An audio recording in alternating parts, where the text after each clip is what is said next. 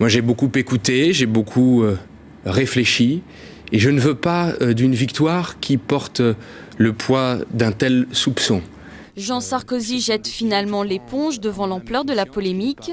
Il ne briguera pas la présidence de l'EHPAD, l'organisme chargé d'aménager le quartier de la Défense. C'est un véritable coup de théâtre, car la semaine dernière encore, le fils cadet du président affirmait qu'il irait jusqu'au bout. La majorité salue une décision courageuse, visiblement soulagée par cet épilogue. C'est bien que ce soit le dénouement. Et il a fait ça de manière d'autant plus digne qu'il avait été l'objet quand même d'attaques qui étaient extrêmement violentes.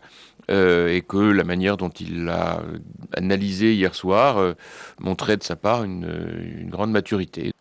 Mais si Jean Sarkozy a renoncé à la présidence de l'EHPAD, il a quand même été élu ce vendredi administrateur de cet établissement public. Cette ascension politique hors norme inquiète l'opposition.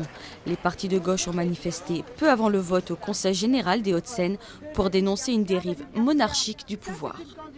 C'est quand même assez prodigieux que quelqu'un qui a autant de grands communicants pour l'aider puisse se prendre une tôle planétaire pareille. Je crois que c'est très inquiétant à la fois en termes d'abus de pouvoir, mais aussi en termes d'incompétence politique. Le problème reste un problème, et c'est le fils du président, et ça restera un vrai problème dans tout ce qui concerne les Hauts-de-Seine. Pour la présidence de l'EHPAD, là, rien n'est réglé. Pour l'instant, seul le maire PC de Nanterre, Patrick Jarry, est candidat pour diriger le premier quartier d'affaires d'Europe. Mais il a peu de chances de l'emporter, compte tenu de la composition du conseil d'administration.